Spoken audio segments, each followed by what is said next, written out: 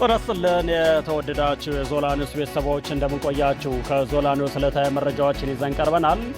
በየጊዜው የሚወጡ አዳዲስ መረጃዎች ቀድመው እንዲደርሷችሁ ቻናሉን ኮሜንት፣ ላይክ እና ሰብስክራይብ በማድረግ እንድትከታተሉን እየጋበዝን ወደ ዝርዝር ጉዳዮቹ እናልፋለን። አብራችሁን ቆዩ። በቅድሚያም በኢትዮጵያ በተለያዩ ሰዓታት የተከሰቱ አዳዲስ መረጃዎች እጃችን ላይ አሉ። ከነዚህም ውስጥ የቴዲ አፍሮ ሙዚቃን በተመለከተ በአምቦ ከተማ የተፈጸመው አሰቃቂ ድርጊት እንዲሁም ደግሞ በትግራይ አካባቢ አሁን ላይ መነጋገሪያ የሆኑ ጉዳዮችን ይዘናል። ወደ ዝርዝር ጉዳዮቹ ከማለፋችን በፊት በቅድሚያ አቶ ዮናስ ዘውዴ ስለ ቴዲ ሙዚቃ ምን አሉ የሚለውን ላስደምጣችሁ። ነገ ዩሪካ የተሰኘውን አዲስ አልበሙን የሚለቀው ድምፃዊ ቴዲ አፍሮ ብልጽግና ከዚህ ቀደም ያቀረበለትን ጥያቄ እምቢ ማለቱን ሰምተናል ብለዋል። ከዚህ ቀደም የመንግስት ሹመኛ የነበሩት የፍልስፍና ምሁሩ ዶክተር ዮናስ ዘውዴ የቴዲ አፍሮ ጋዜጣዊ መግለጫ ታግዷል መባሉ ተከትሎ አነጋጋሪ መረጃን ለጥፈዋል። በትግራይ ጦርነት ወቅት መንግስት ለቴዲ አፍሮ ደጋግሞ ጥያቄ ቢያቀርብም እምቢ ማለቱን ተናግረዋል። ቴዲም በአካል አውቀዋለሁ፣ ለህልውና ዘመቻው እንዲቀሰቅስ ብዙ ተለምኖ ብዙ ተጎትጉቶ ነበር። ይህንም የሚያስተባብረው ግለሰብ እሱ ግን ወይ ፍንክች ብለዋል። በሌላ ጊዜ ደግሞ ማዲ ያረፈ ጊዜ አንድ ክስተትም ተፈጥሮ ነበር። ሌላ ጊዜ ደግሞ እንዲሁ የሆነ ነገር ተከስቷል። የተከለከለው በእነዚህና መሰል ሰበቦች ከሆነ ልክ አይደለም ብለዋል። አሳ ገርጓሪ እንዳይሆን ነገሩ ሲል አስተያየታቸውን የሰጡት ዶክተሩ ቴዎድሮስ ካሳሁን ቴዲ አፍሮ አዲሱን አልበሙን በተመለከተ በዛሬው ዕለት ጋዜጣዊ መግለጫ እንደሚሰጥ ተዘግቦ ነበር። ነገር ግን ጋዜጣዊ መግለጫው መታገዱን የሚገልጹ መረጃዎች ከረፋድ አንስቶ እየተሰራጩ ይገኛል። በትግራይ ጦርነት ወቅት ድምፃዊ መንግስት ጥያቄ ባለመቀበሉ ጊዜ ጋዜጣዊ መግለጫው እንዲታገድ ተደርጓል የሚል ግምት ዮናስ ዘውዴ ጨምሮ በርካቶቹ እያነሱት ይገኛሉ። ድምፃዊ ቴዎድሮስ ካሳሁን ከ8 ዓመታት ቆይታ በኋላ ኢትዮሪካ የተሰኘውን አዲስ አልበሙን የፊታችን ሐሙስ ሚያዝያ 8 ቀን 2018 ዓ.ም ከቀኑ 8 ሰዓት ላይ ጀምሮ በተለያዩ ዓለም አቀፍ የሙዚቃ ማሰራጫ መተግበሪያዎችና በዩቲዩብ ገጹ በኩል ለአድማጮች እንደሚያቀርብ ማስታወቁ ይታወሳል።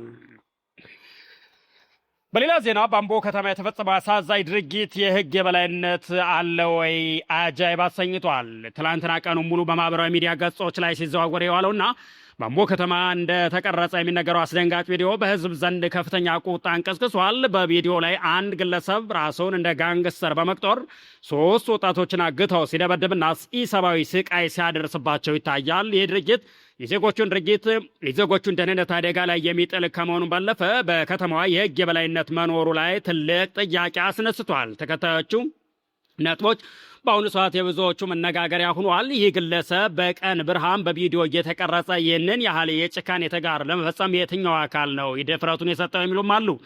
የከተማ ፖሊስና የጸጥታ መዋቅር እንዲህ አይነቱ ለሀገር ግንባታ ጸር የሆኑና ማህበራዊ ሰላም የሚያናጉ ግለሰቦች በቁጥጥር ስር ውሎ ለህግ ማቅረብ ለምን ዘገየ ሲሉም ጥያቄ አንስተዋል። እንዲህ አይነቱ ድርጊት በወጣቶች ስነ ልቦና ላይ የሚፈጥረው ጠባሳና ለከተማው እድገት ያላቸውን አሉታዊ ተጽዕኖ በቀላሉ የሚታይ አይደለም ያሉም አሉ። የሰው ልጅ ክብርና ሰብአዊነት በማንኛውም ሁኔታ ሊጠበቅ ይገባል። ራሳቸውን ከህግ በላይ አድርገው የሚቆጥሩ በዜጎች ላይ ሲቃይ የሚያደርሱና ሽብር የሚነዙ አካላት በአስቸኳይ ለህግ ሊቀርቡ ይገባል ሲሉም ተደምጠዋል። አንዳንዶቹ ደግሞ ምን ህግ አለና በጠራራ ፀሐይ የሰው ልጅ እንደዚህ የተሰቃየ የሚል ትችትም ሰንዝረዋል። በሌላ ዜና በትግራይ ጊዜ አስተዳደር በህወሓት መካከል ያለው የስልጣን ፍጥጫ ተባብሶ ቀጥሏል። በትግራይ ክልል ያለው ፖለቲካዊ ውጥረት ወደ አዲስ ምዕራፍ ተሻግሯል። የክልሉ ጊዜ አስተዳደር ፕሬዝዳንት ጀነራል ታደሰ ወረደ ትላንት በመቀለ ጋዜጣዊ መግለጫ እየሰጡ ባለበት ሰዓት በዶክተር ደብረጽዮን ገብረ ሚካኤል የሚመራው የህወሓት ማዕከላዊ ኮሚቴ በአክሱም ከተማ ስብሰባውን ጀምሯል።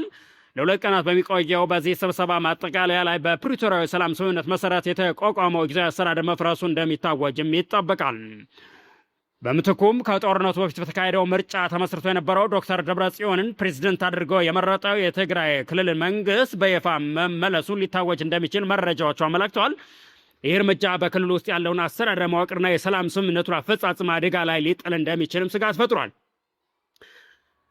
በሌላ ዜና በነዳጅ እጥረት 334 አምቡላንሶች አገልግሎት አቆሙ። የነዳጅ እጥረት በመቶዎች የሚቆጠሩ አምቡላንሶችን ከአገልግሎት ውጭ ማድረጉ የጤና ስጋት ፈጥሯል ብለዋል። በሀገሪቱ እየተባባሰ የመጣው የነዳጅ እጥረት የኢትዮጵያ ቀይ መስቀል ማህበር ለህብረተሰቡ በሚሰጠው የአምቡላንስ አገልግሎት ላይ በከፍተኛ መስተጓጎል የፈጠረ ሲሆን በመቶዎች የሚቆጠሩ አምቡላንሶች ተሽከርካሪዎች እንዲቆሙና በድንገተኛ የሕክምና አገልግሎት አሰጣጡ ላይ ከፍተኛ ስጋት እንዲፈጠር አድርገዋል ተብሏል። በኢትዮጵያ ቀይ መስቀል ማህበር የድንገተኛ ሕክምና አገልግሎት አስተባባሪ የሆኑት አቶ ኡቁባይ ግዳይ እንደሚሉት ማህበሩ ቀውሱ ለመፍታት ከመንግስት የስራ ኃላፊዎች ጋር እየሰራ መሆኑን አስታውሰው መጋቢት 22 ቀን 2018 ዓ.ም ከጤና ጥበቃ ሚኒስቴር ጋር በጉዳዩ ዙሪያ በበይነ መረብ ስብሰባ ማካሄዱን ተናግረዋል። በስብሰባ ወቅት የአምቡላንሱ ነዳጅ አቅርቦት ቅድሚያ የተሰጠው ጉዳይ ሲሆን ሚኒስቴር መስሪያ ቤቱም የሁኔታውን አጣዳፊነት አምኖ የነዳጅ አቅርቦቱን ለማረጋገጥ ለሚመለከታቸው የመንግስት አካላት ጥያቄ ለማቅረብ ቃል መግባቱን ገልጸዋል። የተወደዳችሁ የዞላ ኒውስ ቤተሰቦች በየጊዜው የሚደርሱ አዳዲስ መረጃዎች ቀድመው እንዲደርሷችሁ ቻናሉን ኮመንት፣ ላይክ እና ሰብስክራይብ ማድረግ እንዳትረሱ እያልን በእኛ በኩል ሰናይ ጊዜ ተመኘን።